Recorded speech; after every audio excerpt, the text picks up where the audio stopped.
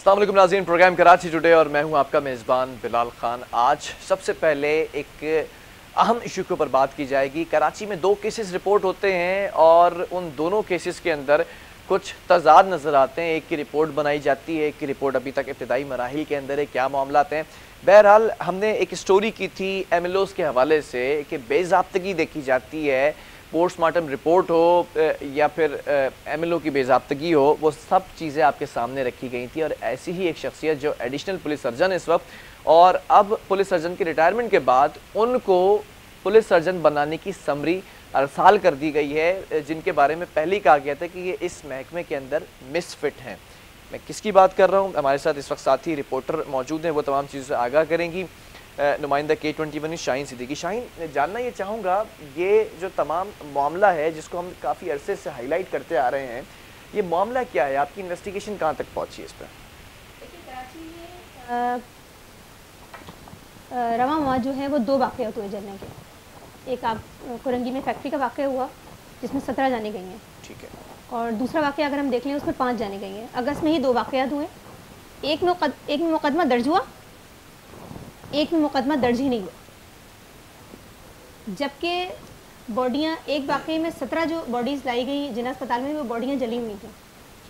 और अगर medical point of view से देखें तो उनकी, अगर वो दम घुटने से मरी है तो उनकी आंखें बिल्कुल सुर्ख थी और बॉडियाँ जली हुई थी। मतलब वाज़े देखा जा सकता था कि ये जलने और दम घुटने की वजह से मरी। जबकि 5 बॉडियाँ जो लाई गई जिसमें फ़रत मिर्ज़ा और उनकी बहन जो रिटायर्ड जज थी, उनकी और उनके 2 भाइयों की और एक बहन की लाई गई बॉडी, तो ना उसमें कोई जलने का निशान था, ना उनकी आंखें सुर्ख थी, बिल्कुल लाल जैसे अंगारे की तरह आंखें हो जाती हैं अगर दम घुटने से मरे या जलने से। तो दोनों चीज़ उसमें शवाहिद मौजूद नहीं थे, कोई स्पॉट मौजूद नहीं था जलने का बॉडियों पर। ठीक है, ये कहा जा रहा था कि दम घुटने से मरे हैं और उसको साबित भी नहीं किया गया, पोस्टमार्टम किया ही नहीं गया। आज भी यही बहस है। एसएसपी से आज हमारी बात हुई, उनका कहना था कि इन्वेस्टिगेट हुआ है, कुछ नहीं सामने आया, एक हादसा था। हमने कहा चले हादसा था, मुकदमा क्यों दर्ज नहीं हुआ? हादसा था। फिर दूसरी बात ये कि पोस्टमार्टम क्यों नहीं हुआ? वो तो स्टेट की जिम्मेदारी होती है ना। चलिए हादसा तो था, मैंने कहा आप यकीन करें कि हादसा था, कहने हाँ हादसा था। तो मैंने कहा जब हादसा था तो पोस्टमार्टम क्यों नहीं हुआ? तो स्टेट की जिम्मेदारी होती है। आप लोग कह रहे हैं कि लवाहिकीन मना करें, तो वो तो कानून ही नहीं है। फिर बात आ जाती है कि जिना अस्पताल की सूरत हाल। हमने पिछला प्रोग्राम किया, हमने वाज़ेह किया कि क्या सूरत हाल है। सबसे बड़ी बात यह कि जिना अस्पताल में जो जितने हाई प्रोफाइल केस हैं वो सब जिना में आते हैं। आपने देखा होगा अभी जो कुरंगी का वाक़या हुआ है, जितनी भी बॉडियाँ आई वो तमाम जिना अस्पताल में आई। ऐसा ही है। पॉइजनिंग सेंटर जिसको कहते हैं NPCC, national poisoning caring centre, वो सिर्फ जिना में मौजूद है। पूरे कराची में सिर्फ एक जिना में मौजूद है। ठीक है, वो केसेस भी वही हुए। मतलब कराची का ये वो सेंटर है जिना अस्पताल जो मतलब जहाँ सारे हाई प्रोफाइल केसेस आते हैं और पॉइजनिंग केसेस भी वहीं आते हैं और किसी सेंटर पे नहीं जाते। ठीक है, तो यहाँ क्या बेज़ाब्तगी हो रही है? मतलब इतनी ज्यादा बेज़ाब्तगियाँ मुझे समझ नहीं आ रहा। आप जो एडिशनल पुलिस सर्जन है उनकी सूरत हाल देख लें कि वो अदालत की धज्जियाँ बिखेर रही हैं। अच्छा, मैंने बताया आपको पिछले दिनों जो हमने हाईलाइट किया कि MLOs ने कहा कि मैडम आपने केसेस देखे हैं और आप ही रिपोर्ट लिखेंगे, हम कैसे देख सकते हैं? उन्होंने दूसरे लोगों को ट्रांसफर कर दिया, अपने मातहत लोगों को आप रिपोर्ट बनाएं। You are talking about doctor Sumaiya, additional police surgeon जो है। ठीक, तो उन्होंने कहा कि आप बनाएं। उन्होंने इनकार किया कि हम तो जारबत अदालत में जाके खड़े होंगे, वो केस पेश करेंगे तो हम तो हल्फ उठाते हैं उसके, तो हम हल्फ कैसे उठा सकते हैं? तो मतलब उन्होंने हल्फ की धज्जियाँ बिखेर दी हैं। अगर मेरे साथी जो है इसको ऑन करें कॉल को तो पता चलेगा कि किस तरह की उनकी लैंग्वेज है और जो असॉल्ट के केसेस आते हैं उनमें उनका क्या रवैया है, कि उनके साथ क्या रवैया अख्तियार करना चाहिए, वो अपनी कॉल में बता रही हैं। और वो अपनी कॉल में अदालत का भी बता रही हैं, मौजूद अदालत की किस तरह धज्जियाँ बिखेर रही हैं कि वहाँ तो 10 केसेस में से 7 में तो हेल्प उठाया ही नहीं जाता। अच्छा, मतलब किसी कोर्ट की हिस्ट्री में नहीं हुआ कि एक मामूली से केस में भी पहले हेल्प लिया जाता है। और वो कह रही हैं कि मैं तो जाती रहती हूँ, ये तो बहुत आम सी बात है। मतलब हेल्प एक अहम चीज़ है, सबसे अहम। पहली सीढ़ी जो है वो MLO सेक्शन से अपने मातहत जो स्टाफ है उसको ये कह रही हैं कि अदालत के अंदर 10 केसेस में से 7 का तो हेल्प नहीं उठाया जाता। अच्छा, मतलब अदालत के लिए ये बहुत बड़ी बात है कि आप ये कह रही हैं कि वहाँ पर चैलेंज कर रही हैं, कोर्ट को चैलेंज कर रही हैं, कोर्ट को चैलेंज किया जा रहा है। मुझे ये समझ नहीं आ रहा है कि कोर्ट को कैसे चैलेंज कर सकती हैं आप। तो अगर वो कॉल हमारा वो भी दिखाएंगे, और डॉक्टर करार अब्बासी के हवाले से भी मैं चाहूँगा कि थोड़ा उसके ऊपर भी जो आपने इन्वेस्टिगेशन की है, एडिशनल पुलिस सर्जन है और फिर पहले ही इनको मना किया गया था कि ये इस महकमे के लिए मिसफिट हैं, अनफिट हैं, तो अब क्या कैसे इनको पुलिस सर्जन लगाने की समझ दी गई है? 2001 में जो है ये पाबंदी आयद की गई थी कि ये पुलिस मेडिको लीगल सेक्शन में आ ही नहीं सकते। ठीक है। उसके बाद एक साल के तकरीबन पिछले साल गुज़िश्ता साल जो है वो पुलिस सर्जन भी रह चुके हैं और फिर उनको हटाया गया सुप्रीम कोर्ट के ऑर्डर पे, और सुप्रीम कोर्ट का ये ऑर्डर था कि 20 ग्रेड की सीट है, 20 ग्रेड का ही अफसर बैठेगा। ठीक है। और आज जब पुलिस सर्जन आज रिटायर हुए हैं जिलानी साहब, हामिद जिलानी साहब, तो आप देखें समरी जो है वो मूव कर दी गई है महकमा सेहत में कि करार अब्बासी साहब को जो है वो चार्ज दिया जाए। मतलब ये कैसे पॉसिबल है, समरी मूव कर दी गई है? नोटिफिकेशन हुआ है अभी तक? कोई नोटिफिकेशन नहीं हुआ। हमने जब सेक्रेटरी हेल्थ से बात की तो इस मामले को थोड़ा सा रोका गया है, वरना अदरवाइज समरी मूव हो चुकी है करार अब्बासी साहब के लिए। मतलब तो समरी किन बेसिस पे मूव की गई है? सीनियरिटी लेवल पर? फिर अगर सीनियरिटी की भी बात कर ली जाए तो पहले ही एक महकमा एक इदारा मना कर चुका है इनको कि ये इस जगह पर नहीं बैठ सकते, ये बैठे हुए हैं और अब इधर ही प्रमोशन हो रहा है। मतलब मुझे क्या समझ नहीं आ रहा कि ये कौन से रूल्स हैं महकमा सेहत के, कौन के रूल्स बना रहा है कि जिस पे पाबंदी आयद की गई उसको एडिशनल पुलिस सर्जन बना दिया आपने, फिर पिछले दिनों आपने उनको पुलिस सर्जन भी बना दिया था, अब दोबारा जब एक 20 ग्रेड का अफसर रिटायर हुआ है तो उसकी फिर तैयारी शुरू कर दी। ये कैसे पॉसिबल हो सकता है? मतलब ये तो सुप्रीम कोर्ट को चैलेंज करने के मुतरादिफ हो गया कि आप उसको चैलेंज कर रहे हैं कि 20 ग्रेड की सीट है और 19 ग्रेड का अफसर आप बिठा रहे हैं, क्यों बिठा रहे हैं? कोई मफादात है क्या? अच्छा, महकमा सेहत के कुछ मफादात है?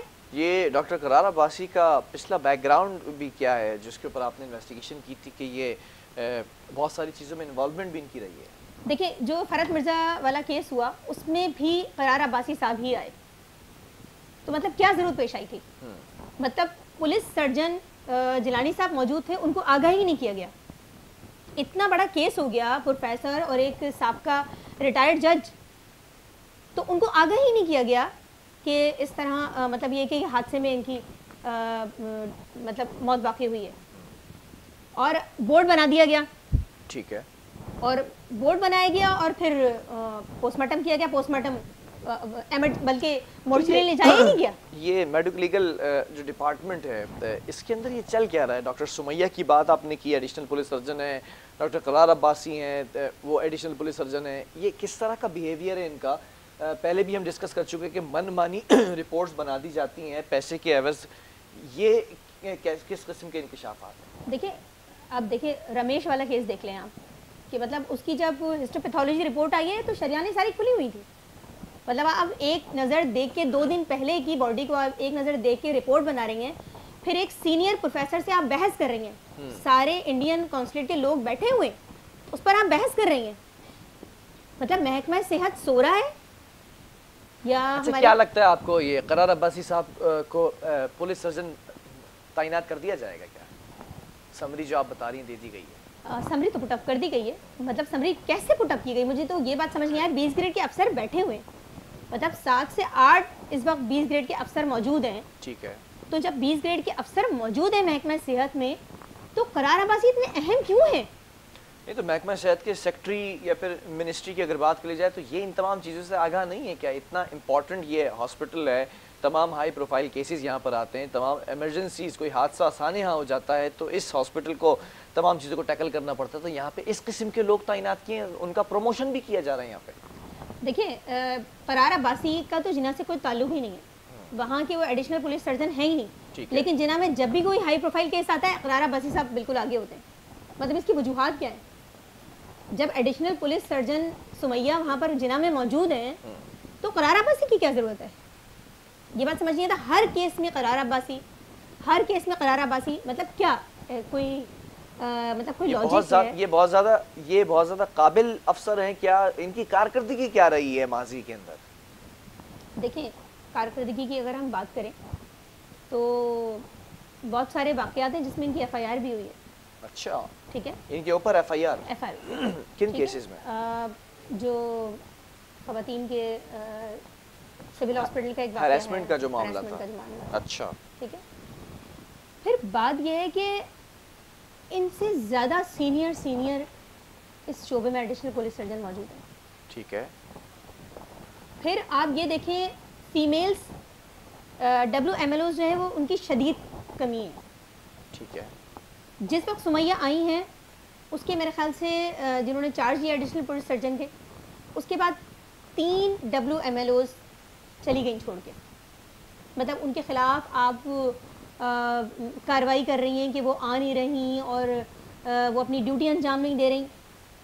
उस पर उन्होंने पुटअप किए केस महकमा सेहत को कि 14 तारीख को उन्होंने केस पुटअप किया कि ये इस तरह गायब है अपनी ड्यूटी से। ठीक है। मतलब बिल्कुल गायब है, एब्सकॉन्डिंग कहलाता है ये। लेकिन उसके बाद जब उन्होंने जवाब पेश किया तो उसमें एक 13 तारीख का या 12 तारीख का आई थिंक केस था जो उन्होंने वो कर चुकी थी खातून। मैं MLO का WMLO का नाम लेना नहीं चाहती, उनके लिए फिर मसाइल खड़े होते हैं।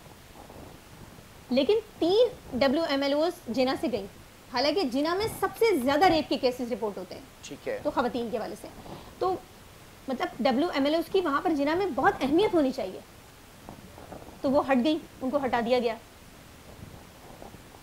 3 अब MLO हट गए मेल, जिना से उन्होंने अपना ट्रांसफ़र करवा लिया, सिर्फ एक रवैये की वजह से।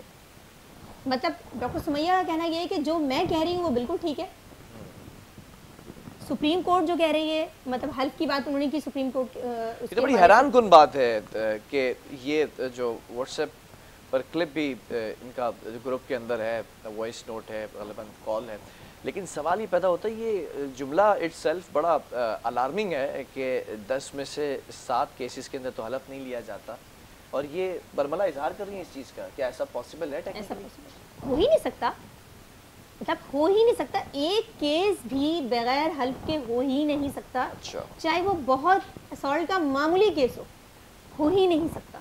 तो ये क्या डॉक्टर सुमैया को मालूम नहीं है ये? फिर ये देखिए आप, डॉक्टर सुमैया जो है वो एक वक्त में 2 जॉब्स कर रही हैं। अच्छा, दूसरी job medical private medical college में भी ये लेक्चरर हैं। ठीक है। ये फॉरेंसिक डिपार्टमेंट में। अच्छा, टेक्निकली पॉसिबल नहीं है, नहीं कर सकते। टेक्निकली मतलब कर ही नहीं सकते। मतलब चलिए एक वक्त हम सोच भी लेते हैं कि कर सकते हैं, लेकिन एक ही वक्त में 2 जॉब्स, इसका मतलब ये है कि आप जिना को टाइम नहीं दे रही। जब आप सुबह एक प्राइवेट मेडिकल कॉलेज में पढ़ा रही हैं तो इसका मतलब ये आप टाइम नहीं दे रही, सुबह जिना को प्रॉपर टाइम नहीं दे रही हैं आप। ठीक है। इस पर कैसे हो सकता है? ये बातें हमें मालूम है, तो क्या ये महकमे को, इदारे को मालूम नहीं है ये बातें? मतलब मुझे तो समझ में नहीं आ रहा, इतनी ज़्यादा कंप्लेन इनके खिलाफ गई हैं सुमैया के खिलाफ कि मुझे समझ नहीं आ रहा कोई जिन्नात हैं महकमे सेहत में बैठे हुए जो वो गायब कर रहे हैं या वो जला देते हैं। कोई जिन बिठाया हुआ है मेरे ख्याल से महकमे सेहत में कि जितनी भी कंप्लेंट्स नहीं है वो तमाम गायब हो चुकी हैं महकमे सेहत से, और वो ना वो सेक्रेटरी तक जाती हैं ना वो चीफ सेक्रेटरी तक जाती हैं। क्यों नहीं जाती?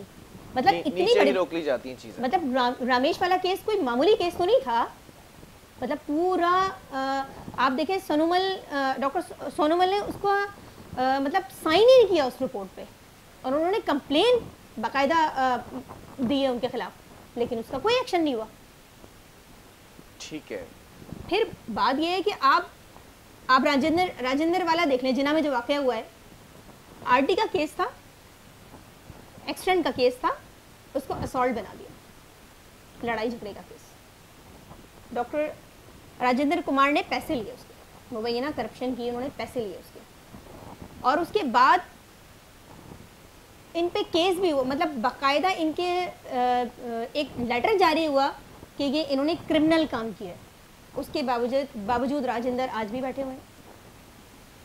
ठीक है शाहीन, बहुत शुक्रिया इस हवाले से हमें अपडेट करने के लिए। नाज़रीन, इंतहाई अफसोसनाक ये बात है जो मैं इस वक्त कहना चाह रहा हूँ कि ये एमएलओज जो है वो किस तरह की बेज़ाब्तगियाँ करते नज़र आ रहे हैं। महकमा सेहत क्या आंखें मूंद कर बैठा है या फिर इनकी सरबराही में या इनके कानों पे जू नहीं रेंगती, इनकी नाक के नीचे ये तमाम काम होते नज़र आ रहे हैं। 19 ग्रेड का ऑफिसर 20 ग्रेड में लगाया जा रहा है, 20 ग्रेड के ऑफिसर सीनियरिटी के अंदर जो ऑफिसर्स हैं उनको नहीं जो है वो ऑब्लाइज किया जा रहा, कंसिडर किया जा रहा। डॉक्टर सुमैया का जुमला बड़ा हैरान कुन है, जो अदालत को गुमराह करने के ज़ुमरे में ये आता है और ये जिस तरह से कह रही हैं कि हल्फ नहीं लिया जाता 10 में से 7 केसेस में। मैं चाहता हूँ कि इसके ऊपर महकमा सेहत इसके ऊपर कोई एक्शन ले और अदालती जो मामलात हैं वो अदालत खुद टेकअप कर लेगी। एक वक्फा लेंगे, उसके बाद कुछ क्राइम के हवाले से अहम इंकशाफात हुए हैं। स्पेशल ब्रांच के एडिशनल IG ने गुलाम नबी मेमन साहब ने एक रिपोर्ट तैयार की, वो रिपोर्ट क्या है बताएंगे आपको एक वक्फे के बाद।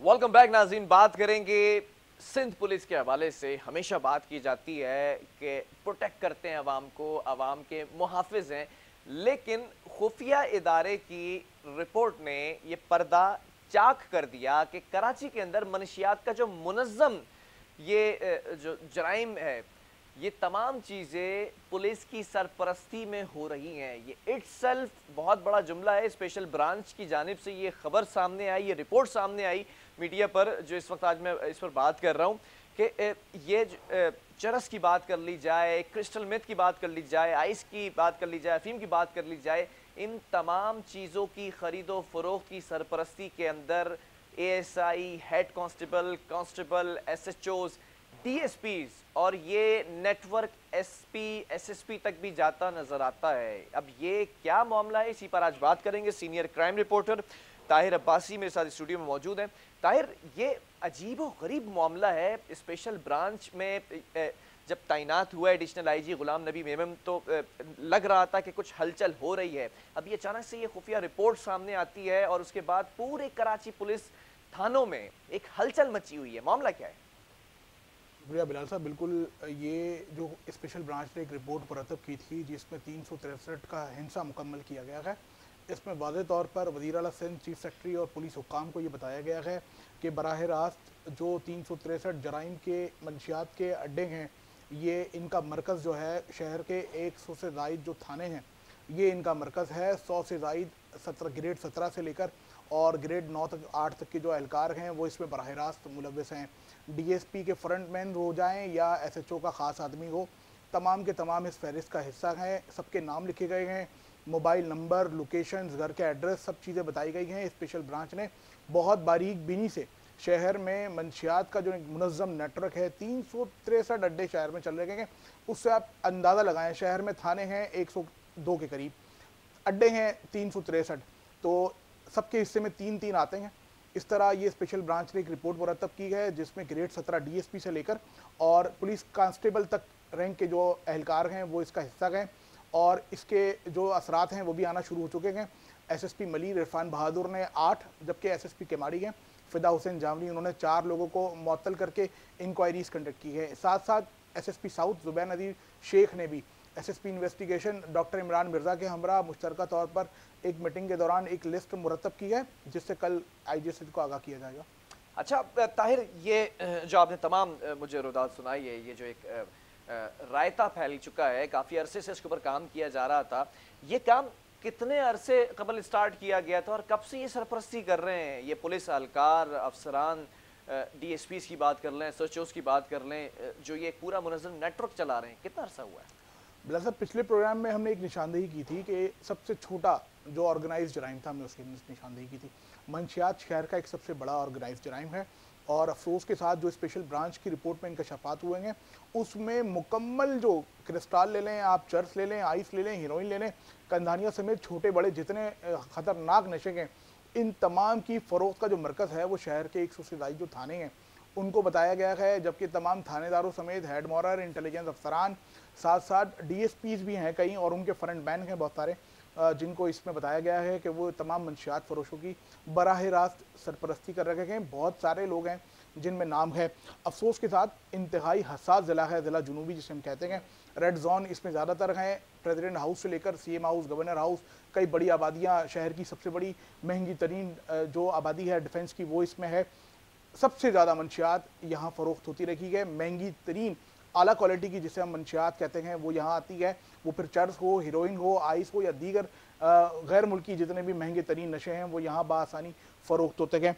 जो स्पेशल ब्रांच की रिपोर्ट है उसमें ज़िला जुनूबी में बताया गया है, जिसमें केमाड़ी भी शामिल है, 68 ऐसे अफराद हैं जो कि बराह रास्त मंशियात फ़रोख्त कर रखे गए हैं, जिनकी सरपरस्ती पुलिस के कई अफसरान कर रखे गए हैं, जिसमें नाम head board defence ASI Arshad Waraich का भी शामिल है। दीगर बहुत सारे इसमें अफसरान हैं, उनके नाम शामिल हैं। साथ साथ जो सबसे ज़्यादा जिस डिस्ट्रिक्ट में मंशियात सप्लाई और फ़रोख्त की जाती रही वो डेला डिस्ट्रिक्ट बस्ती है। डिस्ट्रिक्ट सेंट्रल का इलाका है। 170 के करीब मकामात की निशानदगी इस रिपोर्ट में की गई है कि यहाँ मंशियात खुलेआम फ़रोख्त होती है, यहीं से सप्लाई होती है, यहीं से फ़रोख्त हो रही है। और 170 मकामात हैं, हॉट स्पॉट्स हैं जिनका बताया गया है। गुलाम मुर्तज़ा तबस्सुम ने अफसोस का इज़हार किया है गुफ्तगू के दौरान, और उन्होंने ये बताया बिला तफरीक जो स्पेशल ब्रांच की जो रिपोर्ट है उस पर कार्रवाई होगी और जो जो मुलविस पाया गया महकमे के इन कवानीन के तौर पर उसके खिलाफ जो है वो आड़े हाथों निपटा जाएगा। साथ ही district Korangi, district Lyari city जिसे हम कहते हैं, साथ ही ईस्ट भी इस स्पेशल ब्रांच की रिपोर्ट का हिस्सा है। लियारी की अगर हम बात करेंगे तो इंतहाई गुंजान आबादी इलाका है और गुज़श्ता 4 दिहाइयों से गैंग वॉर को जो सबसे ज़्यादा फंडिंग होती रही है, जो गैंग वॉर की मुनज़्ज़म करने की जो सबसे ज़्यादा एक आला बनी रही है वो यही मंशियात है। और इसी के कारोबार के ज़रिए छोटे बड़े जितने गैंग वॉर के आलाकार थे वो इसकी फंडिंग के ज़रिए अपने गैंग को मुनज़्ज़म करते थे, मजबूत करते थे और मुखालिफिन के ख़िलाफ़ जो है वो इस्तेमाल करते थे। पाक कॉलोनी एक ऐसा इलाका था जहाँ अरसा दराज से तकरीबन 3 दहाइयों से गैंग वॉर के 2 मुनज़्ज़म ग्रोह हैं जिनका झगड़ा ही सिर्फ मंशियात पे था। रियासत नामी शहर का एक बहुत बड़ा मंशियात फरोश था जिसे पुलिस ने चंद साल पहले गिरफ्तार किया था। आजकल वो गुटके के सबसे बड़े कारोबार में मुनज़्ज़म है। तो ये नेटवर्क तब्दील भी हुआ है। शहर के कोई 300 से ज़ायद छोटे और बड़े जो मंशियात फरोश थे वो उन्होंने अपना ये मंशियात फरोशी का धंधा मुंतकिल करके वो गुटके पर मुंतकिल हो चुके हैं। तो अच्छा, इस तरह भी देखना एक सवाल यहाँ पर है। लास्ट प्रोग्राम के अंदर हमने डिस्कस किया था ऑर्गेनाइज्ड क्राइम के हवाले से, और फिर हमने थोड़ा सा क्रिटिसाइज भी किया था स्पेशल ब्रांच के हवाले से। कुछ चीज़ें थी कि एक SHO की अगर बात कर ली जाए, स्टेशन हाउस ऑफिसर की, कि उसी की सरबराही के अंदर इतने ऑर्गेनाइज्ड क्राइम होते नजर आते हैं, रिपोर्ट्स शाया नहीं की जाती। शायद मुझे लगता है कि सुन ली गई है आपकी बात ताहिर, और ये रिपोर्ट शाया कर दी गई कि कौन कौन से अफसरान, कौन कौन से एहलकार, कौन कौन से जो इनके पुलिस कांस्टेबल्स भी इसमें शामिल हैं वो इन चीज़ों के अंदर मुलव्विस हैं। तो अब इसके ऊपर कोई एक्शन किया गया है? बिलाल साहब, ऐसा नहीं है कि ये रिपोर्ट रातों रात मुरतब हो गई हो। इसमें बहुत काम हुआ है, नंबर्स हैं, लोकेशंस हैं, घर के एड्रेसेस हैं, नकलो हरकत है, पुलिस अफसरान की, पुलिस एहलकारों की, मंशियात फरोशों के साथ राब्तों का इंकशाफ है। तो ये रिपोर्ट बनने में काफ़ी टाइम लगा होगा। लिहाजा K21 हमेशा से कराची की आवाज़ रखा गया और मंशियात फरोशी का खात्मा जहाँ वफाकी और सूबाई हुकूमतों का एक एम है, इसी तरह कराची 21 का भी एक बड़ा मकसद है कि शहर की जो नौजवान नस्ल है उसे बचाया जा सके। इसी के तसलसल को हमने उस दिन बरकरार रखा था और निशानदही की थी कि शहर में छोटे और बड़े जो मंशायत समेत गुटके के जो नेटवर्क हैं ये बहुत हमारी नस्ल को एक मुखालिफ सिंध की जानिब लेके जा रखे हैं। दूसरा सवाल आपने किया कि इसके मरासिम क्या होंगे। कराची पुलिस में इस रिपोर्ट के आने के बाद हलचल सी मच चुकी है।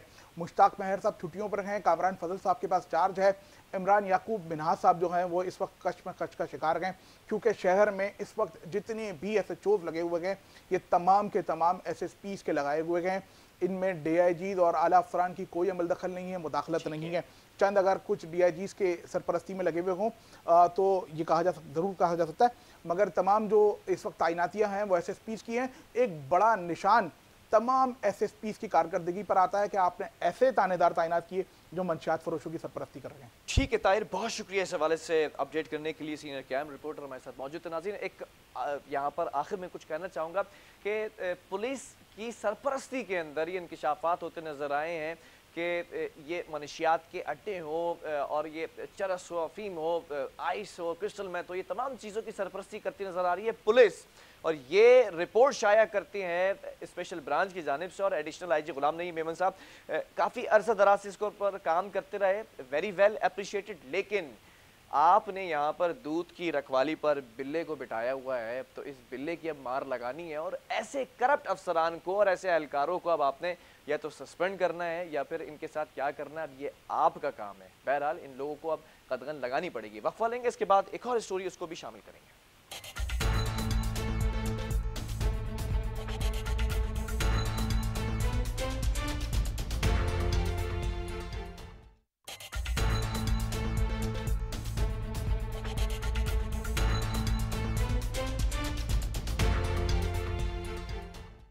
वेलकम बैक नाज़रीन। हमने बात की थी क्राइम के हवाले से। एक और यहाँ पर अहम अपडेट ये है कि ज़िला मलीर की अगर बात कर ली जाए, डिस्ट्रिक्ट मलीर के अंदर हेडमोरर्स का तबादला और सस्पेंड होते दिखाई दे रहे हैं। अचानक से फैसला किया गया एसएसपी मलीर इरफान बहादुर की, और ये खबर जब नशर की गई थी स्पेशल ब्रांच की जानिब से खुफिया रिपोर्ट सामने आती है कि जराइम जो होते नज़र आ रहे हैं मंशियात की खरीदो फरोख्त के अंदर, पुलिस की सरपरस्ती के अंदर काम हो रहा है। उसके बाद ये तमाम ट्रांसफ़र और सस्पेंड का मामला शुरू हुआ। इसी पर बात कर लेते हैं। Chief reporter Asad Zaidi on call मौजूद हैं।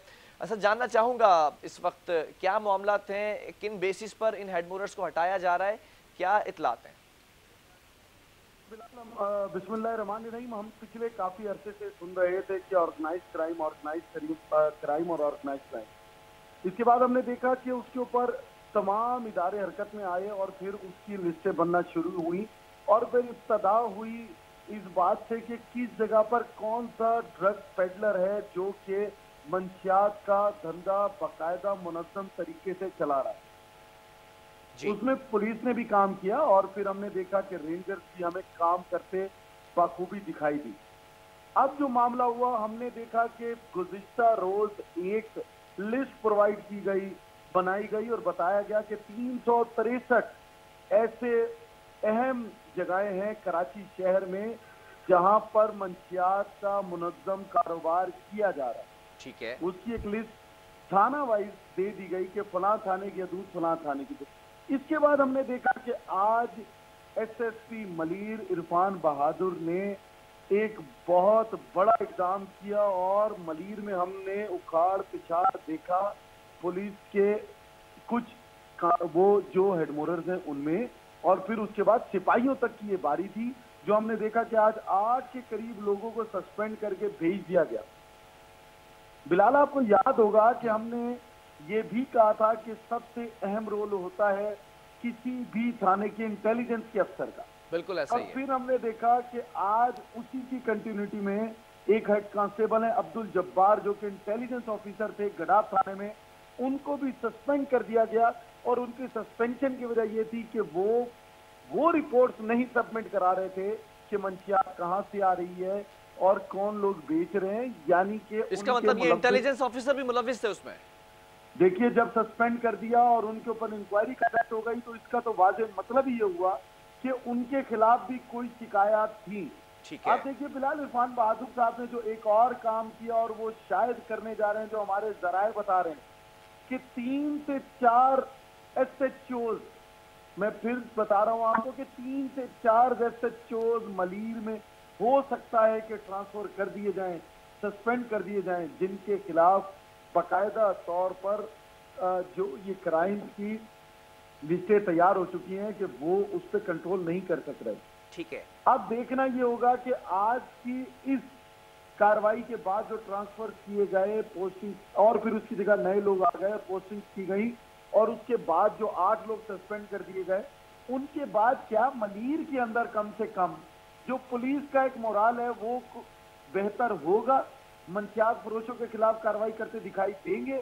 ये अब आपको कल या परसों 2 रोज में एक और फिर आपको देखने को मिलेगी। अगर ऐसा नहीं हुआ तो फिर 3 से 4 SHOs की तब्दीली भी आपको नुमाया तौर पे मलीर में कम से कम देखने को मिलेगा। ठीक है सर, बहुत शुक्रिया। असद जैदी हमारे साथ मौजूद है, चीफ रिपोर्टर।